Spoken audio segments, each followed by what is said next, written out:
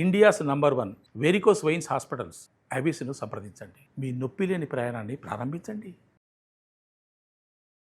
వాగర్థావివ సంపృక్తౌ వాగర్థ ప్రతిపత్తయే జగతః పితరౌ వందే పార్వతీ పరమేశ్వరౌ. ఆదిత్యాయ చ సోమాయ మంగళాయ బుధాయ చ గురుశుక్ర శనిభ్యశ్చరాహవే కేతవే నమః. శృంగేరి జగద్గురు పీఠాధిపతులకి, కంచి పీఠాధిపతులకి నమస్కారములు తెలియచేసుకుంటూ కార్యక్రమాన్ని ప్రారంభిద్దాం. వీక్షించేటువంటి ప్రేక్షకుల్లో చాలామంది గత కొన్ని నెలలుగా ఈ పక్ష ఫలాల గురించి మనం తెలియచేస్తున్నాం. రాశి ఫలాలు చాలామంది ఎంతోమంది ఆదరిస్తున్నారు. వాళ్ళ నిజ జీవితంలో చాలామంది నిజంగా జరుగుతున్నాయండి, మీరు చెప్పినట్టే జరుగుతున్నాయి, ఏ రోజుకు ఆ రోజుకి సంబంధించినటువంటి ఖర్చు కానీ ఆదాయం కానీ అలాగే ఉంటుంది, ఇక మానసికమైనటువంటి ఒత్తిళ్లు కూడా చెప్పినటువంటి రోజుల్లో ఉంటున్నాయి అని చెప్తున్నారు. కానీ కొంతమంది మాకు ఇవేవి జరగట్లేవు ఎందుకని అని చెప్పి అడుగుతున్నారు. అయితే ఇక్కడ క్లారిటీ మీకు ఒకటి తెలియచేస్తాను. ముఖ్యంగా పేరును బట్టి కాకుండా జన్మ నక్షత్రము ఉండి జన్మ రాశి గనక ఉన్నటువంటి వాళ్ళు ఖచ్చితంగా ఆ రాశే చూసుకోవాలి. అది ఒకటి పాయింట్ గుర్తుపెట్టుకోవాలి. ఇక రెండో పాయింట్, చాలామంది ఈ జొడాయిక్ సైన్ సన్ ప్రకారం కనుక రవి ప్రకారం సూచించబడినటువంటిది. అంటే ఏంటి, జూలై 23 నుంచి ఆగస్టు 23 వరకు సింహరాశికి సంబంధించినటువంటి వాళ్ళు. ఈ జూలై 23 నుంచి ఆగస్టు 23 మధ్యలో పుట్టిన వాళ్ళు సింహరాశి చూసుకుంటున్నారు. అది తప్పు. మీరు పుట్టిన డేటు, టైము, ప్లేస్ను బట్టి మీకంటూ ఒక నక్షత్రము, ఒక రాశి ఉంటుంది. ఆ రాశి మాత్రమే చూసుకోవాలి. అయితే కొంతమంది మరి మాకు నక్షత్రాలు రాశులు లేవండి, మరి ఏంటి అన్నప్పుడు నామ నక్షత్రాన్ని బట్టి చూసుకోవాలి. అయితే ఇక్కడ కూడా చాలామంది పొరబడుతున్నటువంటి విషయం ఏంటంటే, ఉదాహరణకి లక్ష్మి అనే అమ్మాయి ఉంది. ఆ అమ్మాయి చూచే చోళ కాబట్టి లక్ష్మి అని అంటే అశ్విని నక్షత్రంగా భావించుకొని, మేషరాశిగా భావించుకొని మేషరాశి ఫలాలు చూస్తున్నారు. కానీ ఆ లక్ష్మి అనే అమ్మాయికి తెలుసు తాను కన్యారాశిలో పుట్టాను అని చెప్పి. కన్యారాశి చూడకుండా నామనక్షత్రమైనటువంటి అశ్విని నక్షత్రం సూచించే లక్ష్మి అనే పేరుని సూచించే మేషరాశిని చూసుకోవడం వల్ల ఆ అమ్మాయికి ఫలితాలు తారుమారవుతాయి. కాబట్టి ఏతావాత చెప్పొచ్చేది ఏమిటంటే, కంక్లూజన్ ఒకే మాటలో చెప్పాలంటే, మీకు జన్మ నక్షత్రము ప్రకారము జన్మ రాశి ఉంటుంది. ఆ రాశిని బట్టే చూడాలి తప్ప సన్ జొడాయిక్ సైన్ అనగా ఈ మంత్లో పుట్టిన వాళ్ళు ఈ రాశి అని చెప్పుకుంటారు కదా, అది తప్పు. అది ఫాలో కాకూడదు. అలాగే మీకు జన్మ నక్షత్రము జన్మ రాశి తెలియకపోతేనే అప్పుడు నామ నక్షత్రాన్ని బట్టి చూసుకోవాలి. ఇది క్లారిటీగా అందరూ గమనించగల ప్రార్థన. అప్పుడే ఇప్పుడు నేను చెప్పబోయే ప్రతి పక్ష ఫలాలు చెప్పబోయే ఫలితాలు మీకు దాదాపుగా 90% మీకు సూట్ అవుతాయని చెప్పవచ్చు. ఇక గమనించుకున్నట్లయితే 12 రాశులకి సంబంధించినటువంటి ఫలితాలు మనం తెలుసుకునే ముందు ఈ యొక్క జూన్ 1వ తారీఖు నుంచి 15వ తారీఖు వరకు గ్రహ సంచారం ఏ విధంగా ఉందో తెలుసుకుందాం.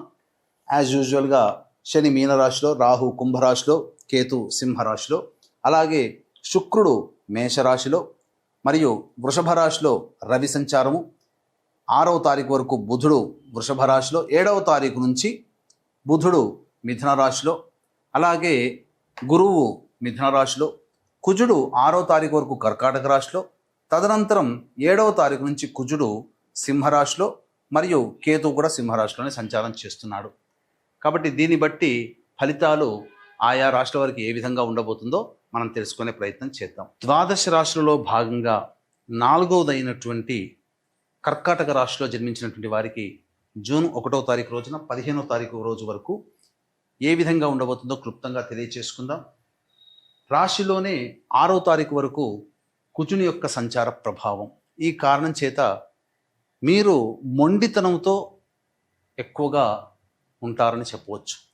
ఇక మిమ్మల్ని మించిన వాళ్ళు లేరు అనేటువంటి భావన చాలా మటుకు తగ్గించుకోండి. ఎందుకనంటే ఇది భవిష్యత్తులో రాను రాను మీకు కొన్ని అవకాశాన్ని కోల్పోయేలా చేస్తుంది. 2వ స్థానంలో 7వ తారీఖు నుంచి కుజుని యొక్క సంచార ప్రభావం కేతువుతో కలిసి ఉండడం కారణం చేత మీరు గమనించుకున్నట్లయితే ఎలాంటి మార్పులు మీ యొక్క దైనందిన జీవితంలో వస్తాయంటే, ఇచ్చిన మాట నిలబెట్టుకోలేని పరిస్థితి వస్తుంది. ఇప్పుడే ఒక మాట అంటారు, తదనంతరం మళ్ళీ మాట మారుస్తారు. 7వ తారీఖు తర్వాత జరిగే సంఘటనలు అలాంటి పరిస్థితులు వస్తాయి. అలాగే మీ వాక్కుని ఎంతవరకు అదుపులో ఉంటుకుంటే మీరంతా సంతోషంగా ఉంటారు, లేకపోతే అనవసరమైనటువంటి వివాదాల్లో చిక్కుకుంటారు 7వ తారీఖు నుంచి. కాబట్టి జాగ్రత్తలు పాటించండి. ఇక 12వ ఇంట బుధుడు గురువు. సాధారణంగా ఇది అనవసరమైనటువంటి వృధా ఖర్చుల్ని సూచిస్తుంది. ధర్మపరమైనటువంటివే, చక్కగానే సేవ కార్యక్రమాలకి ఎక్కువగా చారిటీకి మీ డబ్బుల్ని వినియోగించాల్సినటువంటి పరిస్థితి వస్తుంది. లేదా ఎవరైనా సహాయానికి అడిగినప్పుడు మీ దగ్గర ఉన్నటువంటి డబ్బుని సహాయం కోసం వినియోగిస్తారు. మీకన్నా ఎదుటి వాళ్ళకి ఎక్కువగా ఖర్చులు చేస్తారు. డబ్బులు అప్పుగా ఇవ్వరు, కానీ ఖర్చులు చేస్తారు. ఇక 6వ తారీఖు వరకు రవి బుధుడు లాభస్థానంలో సంచరిస్తూ ఉండడం నిరుద్యోగస్తులకి అద్భుతమైనటువంటి అవకాశంగా చెప్పవచ్చు. ముఖ్యంగా మంచి ఉద్యోగం లభించి తీరుతుంది. చేస్తున్నటువంటి వృత్తి ఉద్యోగ వ్యాపారాల్లో మీకు చక్కటి మద్దతు లభించడం ద్వారా మంచి విజయాన్ని సొంతం చేసుకుంటారు. ధనాదాయం చాలా చక్కగా ఉంటుంది. గౌరవ మర్యాదలు పెరుగుతాయని చెప్పవచ్చు. అలాగే ప్రభుత్వపరమైనటువంటి కార్యకలాపాల్లో ఉన్నటువంటి వాళ్ళకి మంచి అధికారుల యొక్క అనుగ్రహం కలుగుతుంది. కాంట్రాక్టర్లకి, వ్యాపారస్తులకి బిల్స్ పాస్ అవుతాయని చెప్పవచ్చు.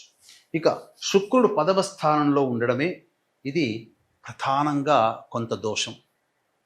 అనవసరంగా డాబు కోసం, మీ గొప్పతనం కోసం ఖర్చులు చేయాల్సినటువంటి పరిస్థితి వస్తుంది.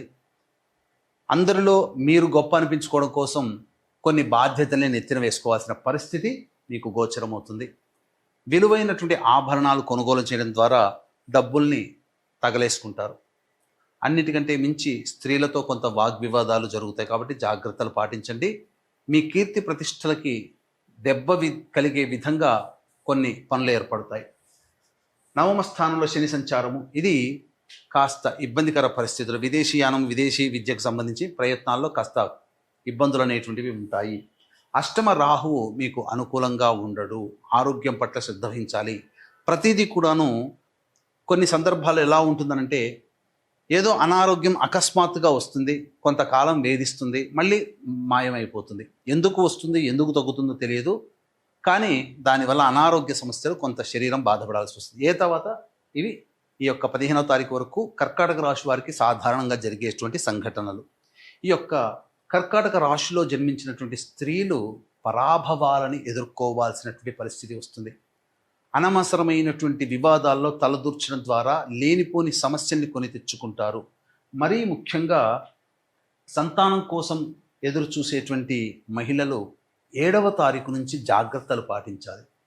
ఇక వివాహ సంబంధమైనటువంటి విషయాల్లో కాస్త ఇబ్బందికర పరిస్థితులు అనేటువంటివి ఉంటాయి. కాబట్టి జాగ్రత్తలు పాటించండి. బాగా కష్టపడి ప్రయత్నం చేయండి. వివాహ సంబంధాలు కొలిక్కి వస్తాయని చెప్పవచ్చు.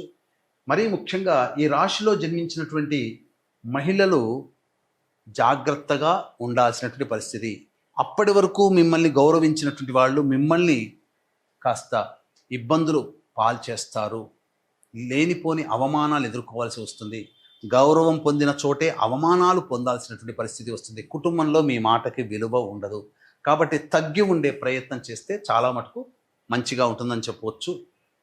ఇక జూన్ 1వ తారీఖు నుంచి 15వ తారీఖు వరకు దైనందిన జీవితంలో ఎలా ఉండబోతుంది వీక్షించేటువంటి ప్రేక్షకులకి గమనిక. జూన్ 11వ తారీఖు రోజున మహాజ్యేష్ఠ పౌర్ణమి. జ్యేష్ఠమాసము బుధునికి సంబంధించి, మరియు పౌర్ణమి రోజున బుధవారం ఉండడం అది బుధునికి సంబంధించింది. అప్పుడు జ్యేష్ఠ నక్షత్రం కూడా ఉండడం అది కూడా బుధ నక్షత్రమే. వెరసి చూసుకున్నట్లయితే ఈ మహాజ్యేష్ఠ పౌర్ణమి రోజున ఏ దేవత ఆరాధన చేస్తే ఆ దేవత యొక్క అనుగ్రహం సంపూర్ణంగా కలుగుతుంది. మనందరికీ కూడా మంచి యోగాన్ని కలగచేసేది జాతకరీత్యా నవగ్రహాలే.